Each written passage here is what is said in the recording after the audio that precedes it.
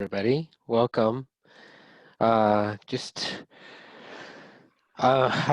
coming, I am in the healing process of recovering from pneumonia.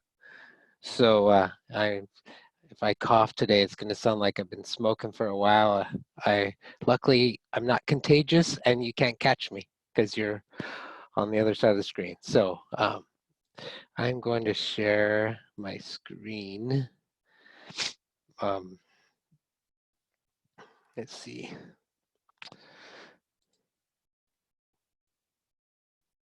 See if that, let's try that again. There we go. That was one of Troy's books, in case you're wondering.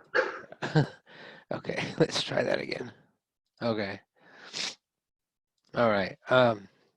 So yeah, this is the Finding Peace book, where attachment wounds are talked about. So this is the Finding Peace model.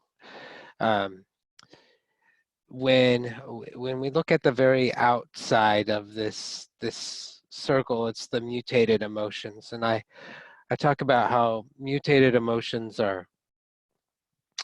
How sadness has mutated into depression, fear has mutated into anxiety, anger mutates into blame, or resentment, bitterness, apathy, all those really darker emotions that we feel, a lot of us have felt as we either are in recovery or we're trying to come out of our addiction, or we're dealing with betrayal trauma, and we feel these emotions that are pretty deep and overwhelming. And that's usually what leads people to say, hey, I don't want to deal with this anymore. I I'm tired of feeling this way. What can I do to begin to feel better? And so it's like an onion. We begin to peel off the layers to really come to the core of what's really been going on. And so when we look at the mutated emotions, one of the first things that I start to explore is, well, are you engaging any kind of numbing behaviors? Are you finding any kind of ways where you're trying to avoid, protect, defend against the pain that you're feeling? And is it helping? Is it actually making it feel better, or is it actually making things worse? Uh, Obviously, we all don't want to feel pain. We don't want to feel this discomfort. But are the tools that we're using helping us actually heal, or is it actually making us feel worse? And then, as we take a look at those numbing behaviors, underneath that, we look at shame. And so that orange circle is the different shadows of shame. And we've talked about that in previous webinars. So I'm not going to go into a whole lot of detail about that. But how much does shame play a role in continuing to perpetuate those numbing behaviors? As we begin to peel off these layers and we really start to take a look at what's going on, one of the emotions that often comes up for people is that core emotion of fear. And fear is the emotional response that occurs when there's a perception that something bad is going to happen and I'm going to be powerless to stop it. So it may be an accurate perception, it may be a false perception, but it's a sense that there's something bad that's going to happen and I'm not going to be able to do anything about it. I'm powerless. And when that fear shows up, we can either face the fear or we can go back into the allowing the shame to hijack that and convince us that there's nothing we can do, and we can go right back into those numbing and mutated emotions. Or we can step into a different experience, and the opposite of faith, in my opinion, is, the opposite of fear, in my opinion, is faith. And I'm not necessarily talking about the religious sense of faith, although if you are religious, that may work for you. Um, but it is the assurance. Faith is defined as the assurance that everything's going to work out and I'm going to be able to find peace, even though I don't have any evidence to back it up right now. So I can experience fear and just feel that sense of powerlessness, or I can say, look, I'm not sure actually if anything's going to be bad or worse, but I'm going to try this. And so oftentimes we just a recovery or going to therapy for the first time or signing up and attending one of these groups for the first time is an act of faith, because you've never been to one of these things before. You have no proof that it's actually going to help you. You don't know that you're going to get anything out of it. You don't know if you're going to um, have any experience that's positive, but you go anyway because there's this sense of, okay, maybe I will. And so that's an act of faith. That's taking action and confronting that fear and walking through that door for the first time and walking in and finding out it's actually not that bad, or finding out that people can relate to you, or you find out that there is information that was helpful, and all of a sudden that gives you the reassurance that, oh, I can come back next time. And even next time when you go back to the group, there's probably a little bit of fear and there's that apprehension again. But because you had a positive experience last time, that assurance helps you have faith to walk through that experience again. So one of the statements that we talk about in the workbook is it's a faith statement, and it goes like this. I'm willing to lean into the pain and discomfort of blank, even if there are no guarantees of a positive outcome. But if there is not a positive outcome, I will still believe that the best is yet to come and that I blank. So let me give you an example of that. So I'm willing to lean into the pain and discomfort of saying goodbye to my drug of choice or saying goodbye to my addictive behavior, even if there are no guarantees of a positive outcome. But if there is not a positive outcome, I'll still believe that the best is yet to come and that I am worthy of love and belonging. So this is a faith statement. This is a challenge statement that you can use as an affirmation to give yourself courage to be able to take steps necessary to try to change something in your life. So it is going to be painful to change sometimes, to have to face or confront or challenge parts of ourselves or relationships with others that we haven't wanted to confront before. There's going to be pain, and there's probably going to be a little bit scary. So you can use this statement as a way of giving yourself some courage and stepping into faith, saying, hey, I'm willing to lean into this. I know it's not going to be easy, but I'm willing to lean in it, and it's going to be okay in the end. Any thoughts about that? Any comments about that, Scott? Yeah, first of all, I love like the last little bit there. I am worthy of love and belonging.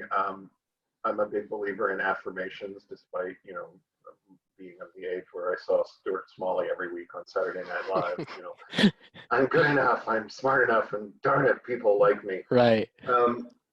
But I have a sponsee right now. He's working steps 6 and 7, which are getting rid of character defects, and our task every week, or his task every week, every day, is to pick one of the 5 character defects we've identified and to do 5 affirmations to the contrary, and their present statements, as if this is already happening, like I am worthy of love and belonging. So I really like this, and this kind of stuff works. And I mean, this is just basically a big old affirmation right here. Yeah. That everything's going to work out. I can overcome this, and even if I don't, it's still okay. I really love that. It also reminds me of the 9th step promises in the AA Big Book, which is basically like a big, if we just do the work, everything will work. Everything will be okay. Yeah. Life will get better. So yeah, I love how this follows 12-step work, but but it's another take on Yeah. Awesome. that. Thank you. All right. Here's another example. I'm willing to lean into the pain and discomfort of having better boundaries, even if there are no guarantees of a positive outcome. But if there is not a positive outcome, I will still believe that the best is yet to come and that I matter. So that's another example of what that uh, faith affirmation would look like. So as we look at that layer of numbing, you may ask yourself, okay, am I engaging in a numbing behavior? Am I engaging in, and it can be addictive behaviors. It can be like all kinds of things like protective, becoming defensive, denying, minimizing, rationalizing, running away, all those kind of behaviors where it really is a way for me to not have to show up fully. I can hide. So if you're noticing that you are numbing in one way or another, a little bit of self-reflection about what steps do you need to take to help you peel off that layer of numbing. Are there things that you need to do where you could get some support to help you with that? And honestly, that will be scary to say, hey, I think I'm ready to stop numbing in that way. But it means I'm going to have to reach out. It means I'm going to probably need to get some help. I'm going to have to talk to somebody. I'm going to have to be open and vulnerable. Well, I don't want to do that. And we go back to that affirmation. I'm willing to lean into the pain and discomfort of being vulnerable, even though there's no guarantee of an outcome. Um, so as we continue to peel off the layers and we confront the shadows of shame, the judge, the impotent one, the politician, the royal, the rebel, the martyr, we take a look at them. We take a look at what will happen if I continue to let the shadows of shame continue to run my life. If I can't stand in my own sense of truth, I can't stand in my own sense of core power, what will happen if these shadows continue to hijack my life? And one of the activities we do in group sometimes, and a lot of coaches and therapists use this activity, is imagining what it would be like for you if you continue to let shame run your life and nothing changes for the next year. What will be different about your life? What will be more painful about your life a year from now if you continue to let the judge belittle you and tell you that you're not enough and you aren't perfect enough and you need to try harder? What would it be like if the impotent one continues to tell you that you can't, you're never going to overcome, it's never going to get any better, I don't even know why you're trying anymore?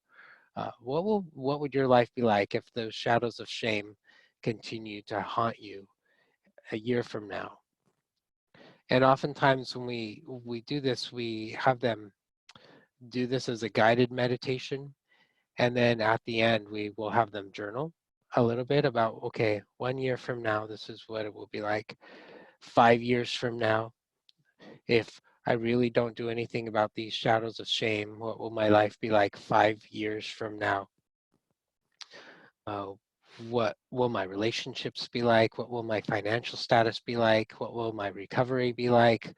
What will my uh, career be like? All of those kinds of things. What will be like if I continue to let the shadows of shame run my life 5 years from now?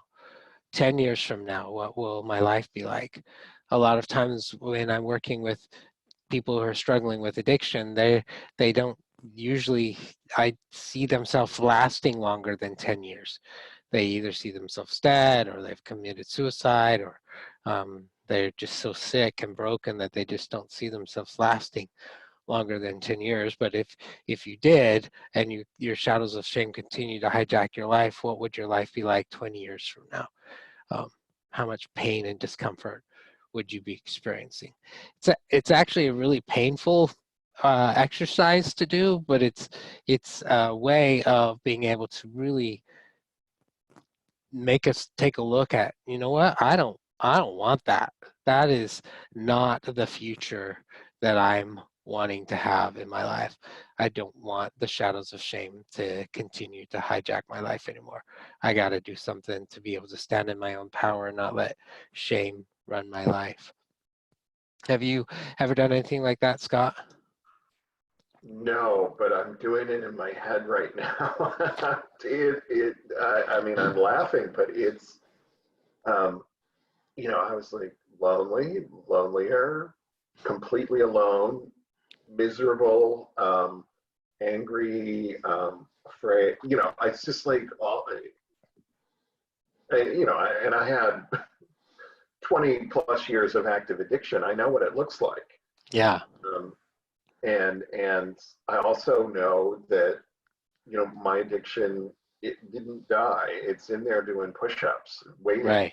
Yeah, I mean, it's cliche to say that, but I'll pick up right where I left off, and yeah, 20 more years of that. um, I I really can't imagine being alive in 20 after 20 years of that. hmm Um, I can't imagine having a job and a house and a cat and friends and all of that stuff would go away. yeah, And mostly what would go away is my sanity, and my serenity. I mean, those are the things that I think about my last relapse. I'm multiply addicted. It was only with alcohol, but I could feel my sanity slipping away over the course of a couple of weeks while I was out drinking. And that's what brought me back in. That's what scared me the most was it's like I'm going to go completely insane again. hmm And I was completely insane in my addiction. I was not a sane person in it. I just couldn't go back to that, and don't want yeah, to go back to that. It scares me. yeah. So yeah, Terrifying. I get how your clients would be just by the time you get up to 20 years, eh, it's like the worst possible outcome that I could think of. You know, Yeah, yeah, not good. So, as we see the devastation of the shadows in our lives, we will likely step into those mutated emotions of depression, anxiety, and shame. But really, if we sit with it at the core, it's a deep sense of sadness. We've lost a lot because the shadows of shame have hijacked our lives. And so, if we can step into that sadness and actually give ourselves permission to grieve what we have lost, what our addiction, what our shame has cost us, that's going to be part of the healing process. So, sadness is the emotional response that occurs when there's a perception that we've lost something and it's not coming back. Or if it is coming back, it's not going to be in the same condition that it was before. And when we're grieving, the appropriate emotion is sadness. It's gone. If a person that we've loved has passed away, they're gone. They're not coming back in the way that we want them to. There's going to be sadness. If if we take a look at how the shadows of shame have hijacked our life, there's going to be sadness. If we take a look at, uh, how we have behaved and the ways that we've maybe caused relationships to be broken and things that have lost, there's going to be sadness. Now we can go right into shame and just feel like crappy about ourselves and let the shadows of shame hijack us enough again. But honestly, that's not going to help us heal, because that just makes us focus just on ourselves and how awful we are. Or we can go into sadness and we can actually grieve and go through that grieving and learn how to forgive ourselves and learn how to say goodbye and let go of the past and be able to move forward and be able to wrestle with that sadness and find a way to be able to come to some sense of peace about that. And Troy, so can Troy, yeah, can you take a second to just talk maybe briefly about some of the things that we tend to lose, whether it's relationships or, career or career advancement or just lost opportunities. And yeah. um, So I think about one of the things that for me that I've lost is time. Uh, how many hours was I spending in my addiction or fantasizing or thinking about when I was going to be able to act out again, where I could have used that time to cultivate a deeper relationship with my spouse. I could have used that time to spend with my kids and play with them and laugh. I could have used that to learn something that would have helped me advance my career. So I look at that in and of itself, how much time I've lost because of the addiction. I look at friendships that I gave up, people who were trying to help me that I got angry with and pushed them away because I didn't see that they were trying to help me. So I lost their friendship. I look at um, financial, you know, time is money, but I've had clients who have spent probably uh, $500,000 in their addictions, hiring prostitutes and going to strip clubs and stuff like that.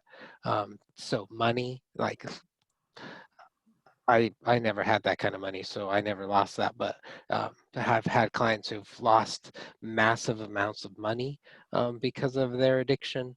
So you think about what they could have done with that. The people have lost their marriages. They've lost relationships with children. They've lost um, and just socially, spiritually, they've lost connection with their higher power. Those are some examples of loss. Yeah, I mean, I'm glad you kind of hit all that because, for me, there were obvious consequences that were, losses, but the stuff I really had to grieve a couple of years ago, and this is, with double figure sobriety, was the life that I didn't live. Mm. And they just kind of hit me at about the 12-year mark. Was like, and I was found myself in a deep depression, and I had to work through that because I had never grieved the life I didn't have, that I Yeah. could have had. It wasn't specifics; it was just general. So yeah, thank you. Oh, you're welcome. No, I can resonate with that too. Um, yeah, just being able to say, you know what, that was something that I was longing for that I am now never going to be able to have because of this. So it is a grieving process and having to say goodbye to that. Um, so, like I said, there is a difference between grieving and getting beaten up by the shadows of shame. There's definitely a difference, and one of the big differences that is that sadness that is so easy, at least for me, to bleed right back into shame and beating myself up and saying how awful I am. But that's not really grieving. That doesn't help. But really being able to express that sadness. And for me, as we're working through that, then what we're trying to get to is a place of hope. So for me, the opposite of sadness is hope. And hope is the confident expectation that I will find healing, joy, and connection. So as I'm entering into this place of sadness, what I'm really hoping to come to is a place of hope that it's going to be okay. I'm going to be okay. Even though I'm not having the life that I thought I was going to have, I'm able to have the life that I'm having, and it's going to be a beautiful experience. Even though I don't get to have this particular friend anymore, and I'm sad and I miss that particular friend. I'm confident that I'm going to have other healing and helpful and joyful relationships with others that are in my life right now. So what we're doing as we're working with sadness is hoping to step into a place of hope as we're walking through this process. So one of the ways that we work through that is we have a saying goodbye, saying hello statement. And I am saying goodbye to whatever it is. It could be my addiction. It could be a friend that, you know, uh, a friend who's actually not a healthy friend for me. And so I'm having to say goodbye to that person, or I'm saying goodbye to a marriage, or I'm saying goodbye to whatever. You can put whatever you want in that blank. I'm saying goodbye to blank. As I realize that that is not coming back, or if it does, it won't be the same as before. I feel an emotion. Something was special to me because blank. It's hard to read when it's blank, so I'm going to put in some fillers in just a second. So it's easier if I do it like that. So I'm saying goodbye to resentment in this example. As I realize that justice done my way is not coming back at all, or if it does, it won't be the same as before, I feel grief and anger. Resentment was special to me because it protected me. When I had resentment, I felt more powerful, but I also felt anxious at the same time. I will always remember what happened to me, but I don't have to carry resentment around everywhere I go. I will always also remember that it kept me from making healthy connections. What I'm taking away from my association with resentment is it never brought me peace or joy. I'm saying hello to a new feeling of peace and awareness. I hope I can leave resentment behind me and foster a deep sense of worthiness for myself. So you can use this with anything that you're trying to say goodbye to, and you fill in the blanks as it fits. But really, it's taking a look at, okay, there was a benefit. There was a benefit for me holding on to this, or there was some reason why I was not being able to let this go before, and what was it? And I'm going to explore that a little bit. I'm going to validate it, and then I'm going to recognize that it's no longer serving me, and I need to let it go. I need to say goodbye to it. And as I say goodbye to it, I'm also saying hello to what I'm hoping will be something different, something better. Any thoughts about that one, Scott? Yeah, I love that you picked resentment, because for an addict, resentment is just something we can't afford. My years tend to have a theme. 2020 for me is the year of acceptance. 2019 was the year of resentments. Hmm.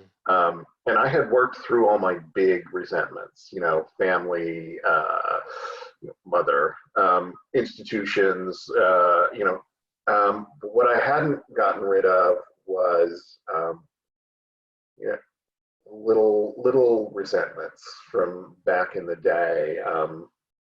There's I can't remember the name of the book, but it's the Screw Tape Letters, Hmm. and it's basically correspondence between the head devil and his nephew, who's a protege devil, and the head devil is talking about resentment, and he tells his protege nephew, don't worry about big resentments. People will get rid of big resentments. Worry about the little resentments. Just hook under their skin, just a tiny bit. And if you can do that, you own a piece of their soul forever. Hmm. You know, and I realized that I had some resentments from people I hadn't seen in 30 years. Kids I went to middle school with who were mean to me, and I was mean right back. I mean, I had a part in it. Hmm. But I had to do that resentment work where, you pray for them to have all the things you would want in life for 30 days. And there were a whole bunch of those. And I just had a big list of them. And I worked the whole year on letting go of these little niggly resentments Wow. that I used, that I really liked to, and I will, that you get something about resentments. And I like that this statement makes us, whether it's resentment or something else, I get Yeah. something from it.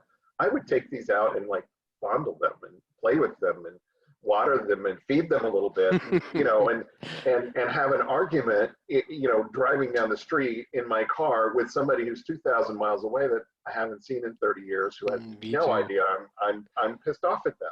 Yeah. Um, and then I would be wound up all day, and that's why I needed to get rid of those resentments. These people who I truly don't care about owned a piece of my soul. Right. I had to understand first and foremost that I was getting something out of that. It wasn't something healthy, but I was getting it, and then I had to go through the rest of this, where what do I want instead, and what am I going to do? Yeah. So I love that you picked resentment, but I also love that this is so thorough about helping us understand what it is, what we get from it, what it's doing to us, and what we want instead. Yeah, thank you. So as we continue to work through all of this, the last emotion that we are going to have to work through really is anger. And anger, resentment, there's a lot in common between the two of them. Anger, for me, is defined as the emotional response that occurs when there's a perception something is being taken from me without my consent. And I use the example oftentimes of if I'm in traffic, it's busy, and I see that somebody's trying to get over, and so I let them in. I'm like, okay, I let him in. I don't have any anger. I don't have any resentment about that. I just am like, okay, because I feel like it's my consent. But if somebody just comes along and they just move right in and they don't even acknowledge that they're taking up space, immediately I feel this anger. And I'm like, what is the difference? The person is still moving in front of me. What is different? And it's that perception that something's being taken from me without my permission. I didn't say it was okay for you to get in front of me. What was it that I felt like was being taken from me? My space, danger, my life, recognition that I was there. Like all of that was sense that you didn't, that all of that I felt was being taken from me. And so I'm very angry about that versus, yeah, sure, you can come in and there's no anger because I was consenting. So when you think about times that you've been angry about something, what is it that you perceived was being taken from you without your consent?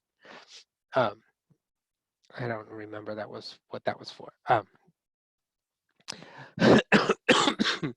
Um, the opposite of anger is compassion, being loving and kind. Brene Brown says, recognizing the light and dark in our shared humanity, we commit to practicing loving kindness with ourselves and others in the face of suffering.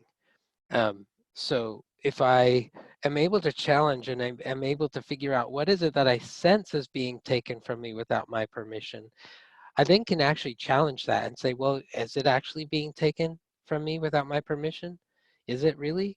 Um, was my space being taken from me without my permission? Was my respect being taken from me without my permission? Um, and I'm able to challenge that. And if I'm able to come to a place of no, it wasn't, I can then step into some compassion and for myself or for the other person. Pema Chodron said, compassion is knowing our darkness well enough that we can sit in the dark with others. It never is a relationship between the wounded and the healed. It's a relationship between equals. Compassion is not a relationship between the healer and the wounded. It's a relationship between equals. Only when we know our own darkness well can we be present with the darkness of others. Compassion becomes real when we recognize our shared humanity. So again, there's that common trend between both Pima and Brene of saying there's this shared humanity. And that's one of the core aspects of self-compassion, is realizing I'm not alone in my suffering. I'm not alone. I'm not the only one that has had bad things happen to me. I'm not alone in my suffering. And if I can sit in that and recognize it, then I can also sit in there and be with you and help you not feel so alone in your pain and in your suffering as well. Any thoughts about that, Scott? Yeah, I'm rereading through this quote. I'm. It's a lot easier for me to be compassionate with other people than myself usually. Yeah. And I'm just thinking about Brene and Pima. Brene in particular, like me, is a Harry Potter fan. Um, and she quotes Harry's uncle telling him, Harry's worried about the darkness in himself, and Harry's uncle is saying everybody has light and dark. It's not that you have darkness; it's what you do with it or don't do with Right. it. Right. And it's. I mean, I think Pima. This quote from Pima is saying the same thing. It's, we need to know what our darkness is, so you know we can if we can accept our darkness and other people's darkness, we can have compassion for ourselves and each other, and help each other work through it. And I may be way off base, but for me, that's kind of what I took away was, it's okay to have dark thoughts once in a while. It's, it might not be okay to act on those thoughts, but everybody has the thoughts, and everybody has shame. Everybody has darkness. Right. And that's okay. It's part of the human condition, I think. Yeah. I think when we are able to recognize that and we see the shared humanity, that we're not alone, that actually helps us be able to connect better, versus when I think I'm the only one. Yeah. I'm the only one who's ever done this. I'm the only one who's ever experienced this kind of shame. It makes me want to isolate and pull away. And then if I'm isolating and pull away, there's no way I can connect. And from an attachment wound perspective, then the wounds aren't going to heal, because the only way that we can connect or heal those wounds is through connection, having those relationships. Yeah, So I can't understand your darkness until I understand mine. I can't understand your feelings until I understand mine. right. Empathy and compassion, I think, kind of not necessarily travel hand in hand, but a lot of times they're the same process of understanding myself so I can understand you. Right. Um, Yeah. So another definition of compassion is a feeling and behavior comprising of kindness, patience, love, empathy, and empowerment without judgment. So this is my father, and he passed away several years ago. I was adopted, and and he's my adopted father, and he and I didn't ever really connect. I was a very different little boy than he knew what to do with. He was the hunting, fishing, football playing, baseball playing, sports guy. I didn't like any of that stuff. Uh, and so he really didn't know what to do with me. He had a really big temper growing up, and so he was very scary to me. He was 6'3", big guy, weighed probably 400 pounds, just a really big guy. Um, and I just never really had a great connection with him. When my parents got divorced, I blamed him for my parents' divorce. Looking back, it takes two to make a marriage work, and so it wasn't entirely all his fault, but there was a lot of anger and resentment towards him. And we just never were that close, but man, he wanted to have a relationship with me. He really tried to connect with me, but I just kept pushing him away. He was scary. I had a lot of anger and resentment towards him. And then about 10 years ago, I found my birth parents, and the my birth mother and my birth father, they were not married. They had their own families. And then my mom and my dad, they all lived within 15 minutes of each other back home. And so whenever we would go home, then it was like whirlwind of having to go visit each one of these people. They didn't talk to each other. They never met each other. Um, So we were running around. It was crazy. And we'd run around, and I tried to spend time equally with all four of these people so that they wouldn't feel offended. And unfortunately, the person who got the bottom of the barrel was my dad. And he confronted me on it one morning. He called me up, and he was mad. He was really mad at me, and he told me, "Hey, you've put me on the bottom. I don't deserve this. I feel like I've tried my whole life to connect with you, and if you don't want to have me in your life, then to hell with you." And I was really, really mad. And he hung up on me. I was at my mom's house. I told my wife, I'm gonna go see my dad, and I'm going to chew him out.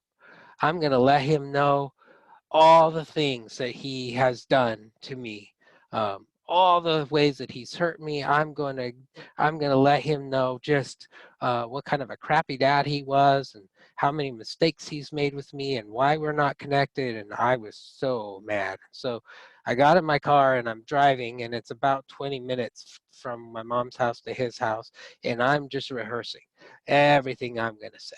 I got this whole long list. I'm just gonna vomit all over this guy, and I'm ready to go.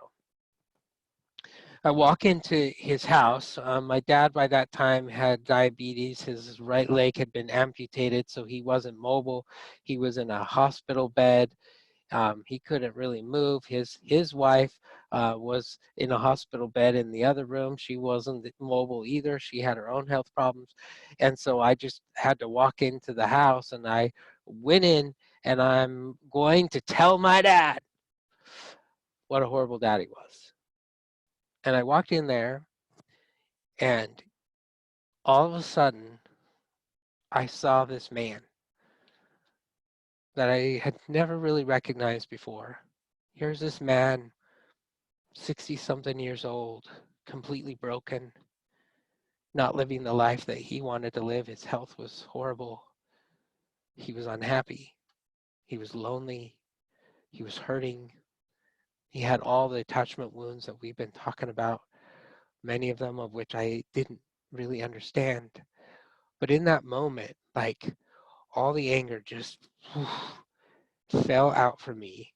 And I saw him for him. And I saw this man who was just longing for connection. And I just told him, Dad, I'm sorry. And I hugged him, and I told him that I loved him, and I acknowledged that I had been putting him at the bottom of the barrel, and that wasn't right, and I wanted to have a relationship with him. Everything changed, and I don't know what really shifted other than the way that I saw him in that moment was different. And to me, that's really what happens with this compassion, is that we are able to let go of the anger, and we're able to see each other in our suffering. We're able to see each other's pain. We're able to see that we are all struggling, and that we're all trying our best to do what's right. Excuse me. And in that moment, like, something shifted, and the relationship was better after that. And I was able to connect with him until he passed away. My goodness. But that's the power of being able to experience that compassion for myself and compassion for someone else, where I'm able to see their value, and I'm also able to see their pain. Um, it's interesting. I did a couples counseling session once where I had the husband and wife look at each other in the eye, and I asked them to see if they could look at the other person's woundedness, to see their wounds of rejection and abandonment and betrayal and whatever. And um, the husband could see the wife's pain, but the wife was like, no, I can't look at it. I don't want to see it. I don't want to look at it. And she was so uncomfortable with recognizing that her husband had pain. She just wanted him to see her pain, but she couldn't see his pain. That it was a very powerful experience in that session, because it helped me understand why they weren't able to connect.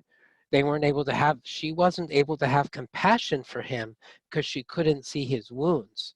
And she wasn't able to have compassion for herself because she actually didn't want to look at her own wounds either. She just wanted to blame how he hurt her, but she just couldn't look at those wounds with love and kindness. So there's some powerful healing that can happen when you can look at the other person and say, wow, you are hurting just like me. Maybe not exactly in the same way. Maybe your wounds aren't exactly the same as mine, but you're hurting too. And I see those, and I have compassion for that.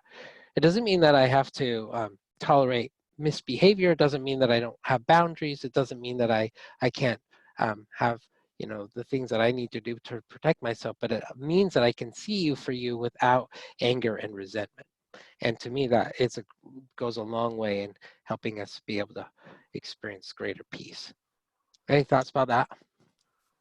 Yeah, Brene Brown also talks about that. She talks about, women who want their men to be open and vulnerable, but not really.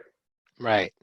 And she says she sees that a lot more with women than with men. The women want the man to be open enough and vulnerable enough to understand what they're thinking and feeling, but they don't want the man to really open up and share Right. his pain. But that's, for me, that's truly part of an intimate relationship. Is, it's a two-way street.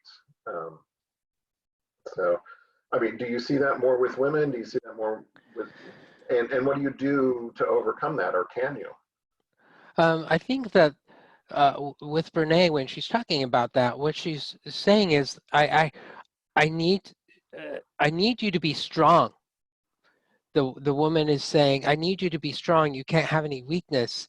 And if you start to share with me your vulnerability, then all of a sudden it changes the picture. It makes me have fear, like, oh, you are not as strong as I thought you were, which actually it's the opposite. If I'm able to show you my vulnerability, that shows you just how courageous I am. I'm actually able to show you the real thing. But in the beginning, it's very uncomfortable because, especially in society,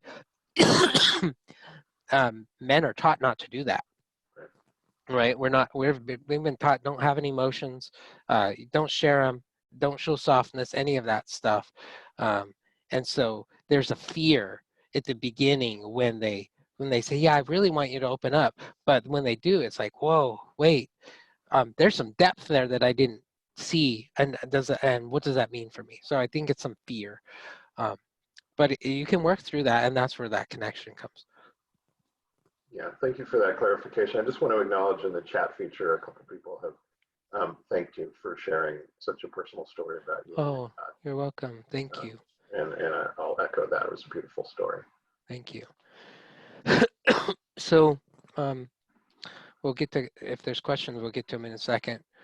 That same exercise that we talked about a few minutes ago, where you go 1 year, 5 years, 10 years, do the same now, imagining a future where you have developed resiliency to your shadows of shame and where you live a life filled with faith, hope, and love, and what that would be like a year from now,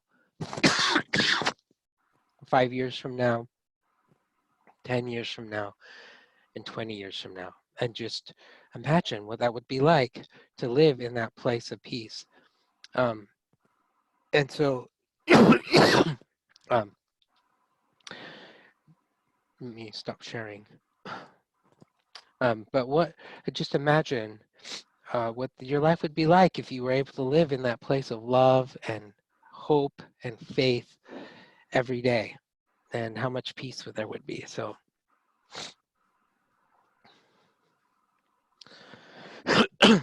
anyway, I'm about ready to cough up a lung here. Yeah. We can open this up for questions. We got a few minutes left. I want to thank Troy for braving through his cough, and for those of you who didn't hear him earlier, he's getting over pneumonia. So really appreciate you being here this morning. I think this question that we got it came in when you were talking about the couple and the wife didn't want to see the husband's pain. And the question is, isn't that called self-absorbed? Can you talk a little bit about what the wife really might, I think we did, but maybe reiterate what the wife really might be feeling, as opposed to being just self-absorbed? So if you think about like, okay, so I've had pneumonia for the last couple of days, and so pretty much the entire focus of my life for the last few days has been sleeping. And uh, so am I being self-absorbed because I am trying to not die? I don't know if I would label it like that, but um, am I totally focused on myself? Pretty much. You know, uh, tried to go to some family functions, but pretty much I'm in bed, just trying to take care of myself. And it's kind of the same. When I'm very wounded, it's really hard for me to be able to see your wounds. If I haven't done any wound care for me, it's really hard for me to hold space and look at your wounds. When I'm able to do some wound care, I am so sorry. When I'm able to do some wound care for myself and know that I'm okay, that I'm not flawed and defective, that I have worth, that I matter, that I have meaning, I'm in a much better place where I can then hold space for you and I can be able to see your wounds. And in that particular situation, she's still working very much through her own trauma. And so she's not able to see her husband's woundedness because it's so scary to her because her wounds are still so raw. I think it goes back. I'll let you cough. I'll talk for a second. It goes. Thank you. I think about your compassion slide where you're talking about recognizing our own darkness so that we can sit with someone else's darkness. And, we have Yeah, to recognize our own pain and accept it, so that we can sit with someone else's pain. And, in early recovery, I didn't want to hear about anybody else's problems or pain or upset, or because I couldn't. right. I couldn't sit with my own, let alone yours. People would share something really painful in a 12-step meeting or group therapy, and it made my skin crawl, because I was just so incredibly uncomfortable. In 12-step meetings, I'd sneak off and get a coffee in the back, even though I drink coffee, to avoid it. But of course, group therapy, I had to sit through it, but we would process. So yeah, I mean, I totally get that someone might struggle with their partner's pain, if they're still not 100% okay with their own. Yeah. Yeah. And so we work with that and we try to help heal that. And it was just a very eye-opening experience for me to be able to recognize that that was one of the places why they were stuck and why they weren't able to connect at that deeper level because they couldn't hold each other's pain. And that's okay. So we worked through that. Yeah. Question in the chat feature, will we be able to see this webinar after? Yes, you will. We record our webinars and I will post it on the Sex and Relationship Healing website. Down at the bottom of our webinar page, there's a view previous webinars button. They stay there for about 3 or 4 weeks. And then I also post them on our YouTube channel, which is called Sex and Relationship Healing. So just go to YouTube, type in Sex and Relationship Healing, and our webinars live there forever. They live on the website for about 3 or 4 weeks, then they roll off to make room for new ones. So yes, and it takes me usually 2 or 3 hours to get them posted. They have to process through Zoom, and then I can get them posted, and then the web crawlers have to find them and put them up for us. But later this afternoon, it will be there. We have here, it says, I was programmed to focus on others' pain and not my own pain, so just the opposite. Do you encounter that a lot, Troy? Yeah, so that's the shadow shame of the martyr, which basically says your needs are not important. Everybody else's needs are more important. You need to make sure that you tend to everybody else's needs and not recognize yours. And so what that does is it sets us up as opposite. And what we're really wanting to be able to do is connect. And if I feel like I'm less than you, or if my pain doesn't matter, my pain is less important than your pain, or if my pain is more important than your pain, or I have more pain than you, I'm uneven at that point, and then I can't connect. But to be able to recognize you have pain and I have pain, and you have worth and I have worth, I remember Oprah saying, you know, we can't really compare each other's pain. There's people who are like, well, you think that's bad? Well, let me tell you about, and they one up you. Well, no, yeah, that's bad for you. um, that hurts for you, and I can have empathy for that. And being able to recognize that and find a place of equality in that and connection with that, that's where healing happens. But if I'm in that role of it's my responsibility to take care of your pain, that's not what I'm saying. Um, it's my I can have empathy for your pain, but it's not my job to take care of your pain. It's your job to tell me what you need so I can help you. If there's something you want my help with, you can tell me how I can help you with that pain, and then I can say, yeah, I can do that, or I can't do that. I have the ability to have boundaries around that. But it's your pain, but I can recognize, yeah, that hurts. It's just like a little kid who comes up and shows you his owie. It's like, yeah, that looks like it's really bad, buddy. That hurts. Yeah, it hurts. You know, and just being able to give comfort and validate that it's painful. Yeah. You're about to bring up a lot. I just wanted to acknowledge that Christine Courtois, who's an expert on trauma, and she wrote the post-traumatic stress disorder diagnosis that's still being used today. And she talks about how trauma is subjective. She has a book called "It's Not You, It's What Happened to You." It's thin, it's easy. It's a great way to understand trauma. But I think one of the examples in there is a race car driver who gets in a fender bender at the stop sign is probably going to be like, yeah, whatever.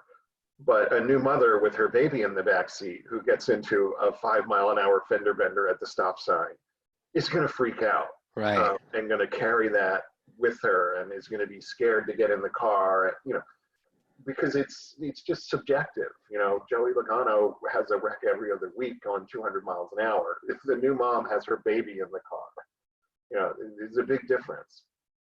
So yeah, our pain is our pain, and we have to manage our own pain, and other people have to manage their pain. All we can do is help each other. So we're out of time. Troy, do you want to say anything to wrap us up? And again, thank you for being here. Oh, you're welcome. When you're struggling with. I feel so much better today than I did yesterday. I'm just happy to be alive.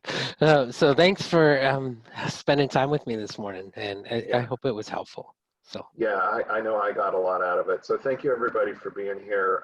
Troy, you have a session on Fridays every week? Yep. For men, we have a men's session on Fridays at sometime in the morning. and then every fourth Wednesday with this group. So yeah. We'll see you all soon, and thanks again, Troy. You're welcome. Thank you. Have a great day. Everybody. Bye.